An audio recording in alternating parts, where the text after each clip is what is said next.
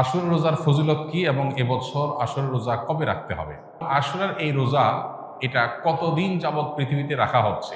আশুরার রোজার ফজিলত সম্পর্কে আমরা সবাই কম বেশি জানি। নবী করিম সাল্লাল্লাহু আলাইহি সাল্লাম থেকে প্রসিদ্ধ হাদিস রয়েছে, সহিহ মুসলিমে বর্ণিত হয়েছে, আবু কাতাদা রাদিয়াল্লাহু তাআলা বর্ণনা করেছেন যে নবীজি ইরশাদ করেছেন, সিয়ামু ইয়াউমি আশুরা আহতাসিবু আল্লাহি আন ইউকাফিরা সানাতাল্লাতী ক্বাবলাহ।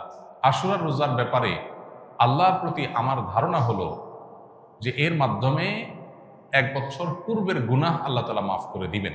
এবং আশুরার এই রোজা এটা কতদিন যাবৎ পৃথিবীতে রাখা হচ্ছে সেটার উত্তর হলো মুসা আলাইহিস সালামের সময় থেকে রাখা হচ্ছে। তার মানে কয়েক হাজার বছর ধরে এই আশুরার রোজা পৃথিবীতে রাখা হয়। এমন একটা ইবাদত যেটার ধারাবাহিকতা হাজার হাজার বছর। তো এই আশুরার রোজা রাখার গুরুত্ব অপরিসীম।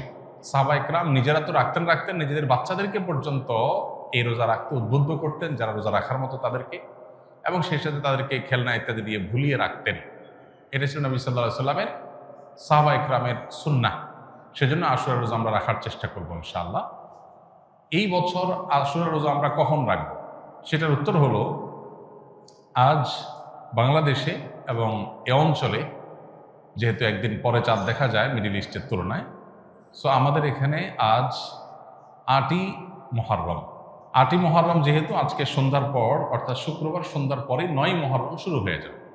আর আশুরার রোজার মধ্যে সবচেয়ে উত্তম হলো ৯ এবং ১০ই মুহররম রোজা রাখা। ১০ মুহররম আশুরার দিন, আশুরা মানেই হলো মুহররমের ১০ তারিখ বা ১০ম দিন, অতএব সেটা তো আছেই। সেটা আগামী রোববার মুহররমের ১০ তারিখ হবে। শনিবার দিবাগত রাতে সারিখে আমরা মূল রোজা আশুরার রোজাটা রাখবো ইনশাআল্লাহ। আর সাথে ৯ তারিখকে প্লাস করে রোজা রাখলে সেক্ষেত্রে আজকে দিবাগত রাতে আমাদেরকে সারি খেয়ে আগামীকালকে শনিবার রোজা রাখতে হবে, অর্থাৎ ৯ এবং ১০। তাহলে শুক্রবার দিবাগত রাত, আজ শুক্রবার দিবাগত রাতে আমরা সারি খেয়ে কালকে রোজা রাখবো ইনশাআল্লাহ। আবার আগামীকাল দিবাগত রাতে সারি খেয়ে তারপরের দিন রোজা রাখবো। তাতে ৯ জিলহজ এবং ১০ জিলহজ দুইটা রোজাই আদায় হয়ে যাবে ইনশাআল্লাহ। কারণ যদি কালকে রোজা রাখা সম্ভব না হয় তাহলে তিনি শনিবার দিবাগত রাতে খেয়ে রবিবার রোজা রাখবেন, সেটা হবে আশুরার মূল রোজা। আর রবিবার দিবাগত রাতে সারি খেয়ে সোমবার তিনি রোজা রাখবেন, তাতে হবে আপনার ১১ই জিলহজের রোজা।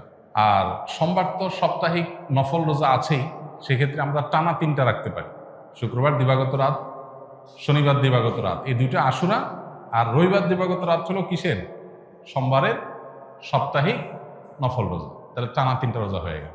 আর যদি কেউ একের ভিতরে 2 চান, মানে শর্টকাটে, তাহলে সেক্ষেত্রে শনি আর রবি রাখলে রোববারেরটা ডাবল নিয়ত করতে পারেন। 11ই মুহররম হিসাবে রোজা, আবার সোমবারের রোজা, দুইটা সবই একসাথে পাওয়া যাবে। আর যদি কেউ 3টা রাখেন তাহলে তার সব বেশি, এটা বলার অপেক্ষা রাখে না। অতএব আশুরার রোজাগুলো আমরা রাখার চেষ্টা করবো ইনশাআল্লাহ। এদিন আল্লাহ রাব্বুল আলামিন মুসা আলাইহিস সালামকে বিজয় দিয়েছেন, সত্যের বিজয় দিয়েছেন। আর অসত্য বা ফেরাউন বাহ্যিকভাবে শক্তিশালী মনে হলেও দীর্ঘদিন অহমিকার সুযোগ আল্লাহ তাআলা ছাড় দিয়ে একটা পর্যায়ে তাকে চরম পরিণতি বরণ করতে বাধ্য করেছে। সেই ঐতিহাসিক দিন আল্লাহ নবী মুসা আলাইহিস সালাম সেটার জন্য আল্লাহর কাছে শুকরিয়া আদায় করে তিনি রোজা রেখেছেন, এবং তার অনুসরণে আমরাও রোজা রাখি। এবং ইয়াহুদীদের রোজার চাইতে আমাদের রোজা যেন ভিন্নতর হয় সেজন্য আমরা 2টা রোজা রাখি, এবং সেই 2টা রোজার ভিতরে সবচেয়ে উত্তম হয় ৯-১০, ৯-১০ না পারলে ১০-১১, এই 2টা ধাপের রোজা। আর যদি সেটার কোনোটাই সম্ভব না হয়, শুধু একটাই রাখতে পারে, তাহলে 10 তারিখের রোজাটাও রাখা যেতে পারে, যদি অনেক কোনোরকম সেটাকে নিষেধ করেছেন। আশুরা উপলক্ষে কি কি আমল করব? আশুরা উপলক্ষে সর্বপ্রথম এবং প্রধান আমল হলো রোজা রাখা, যেটা আমরা এতক্ষণ বললাম। মুহররমের 10 তারিখ এবং তার সাথে 9 তারিখ, এই 2টা রাখা উত্তম। কারণ নবী সাল্লাল্লাহু আলাইহি ওয়াসাল্লাম বলেছেন, যদি আমি আগামী বছর বেঁচে থাকি তাহলে আমি 9-10 রোজা রাখবো। এই যে 9-10 রাখাটা উত্তম, এটা নবীজির স্বপ্ন ছিল, আকাঙ্ক্ষা ছিল। আর না হলো 10-11 রোজা রাখা, এটা হলো আশুরার প্রধান আমল। দ্বিতীয়ত, আশুরার এই দিবসের শিক্ষাটা গ্রহণ করা, এটা নিয়ে খুব বেশি আলোচনা হয় না। আলোচনা হয় শুধু আশুরার রোজা নিয়ে, ইতিহাসও আলোচনা হয়, কিন্তু আশুরার চেতনা কি, আশুরার শিক্ষা কি, আশুরা আমাদেরকে কি বার্তা দেয়, সেটা নিয়ে আলোচনা হয় না। সেটা আমরা আজকে আলোচনা করার চেষ্টা করেছি আলহামদুলিল্লাহ। অতএব আশুরা উপলক্ষে প্রতি বছরই আমাদের এই শিক্ষাটা ধারণ করা দরকার যে সত্যের বিজয় হবেই হবে, 2 দিন আগে আর 2 দিন পরে। আর অসত্য এবং বাতিল লাঞ্ছিত, অপমানিত, পরাজিত, নিমজ্জিত হবেই হবে, সেটাও 2 দিন আগে বা পরে। ফেরাউন শক্তিশালী ছিল, ফেরাউন ক্ষমতাবান ছিল, জালিম ছিল, তাই বলে তার পক্ষাবলম্বন সত্যের অনুসন্ধানে মানুষরা করেনি।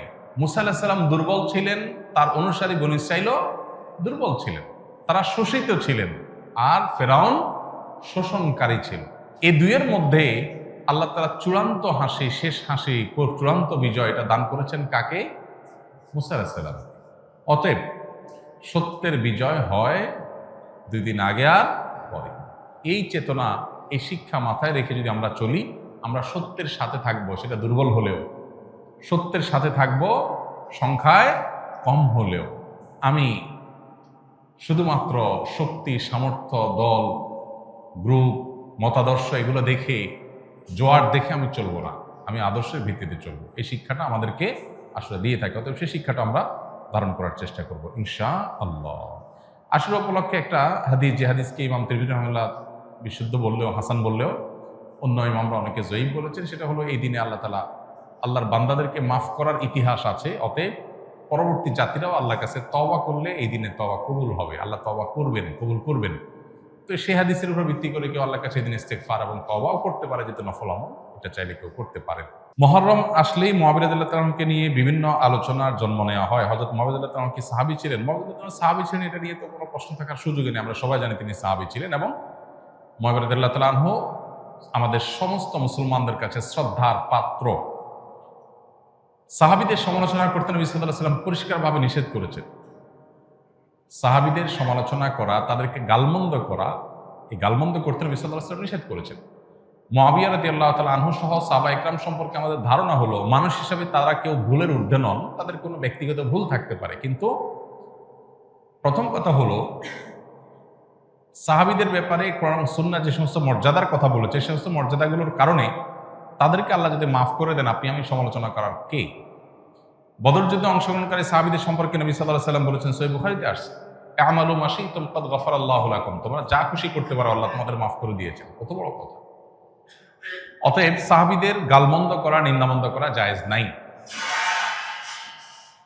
হোসেন রাদিয়াল্লাহু তাআলা আনহুর যে কারবালা গঠনে নির্মমভাবে সপরিবারে শাহাদাত বরণ করেছেন, সেটার সাথে মুআবিয়া রাদিয়াল্লাহু তাআলা আনহুর কোনো দায় নেই।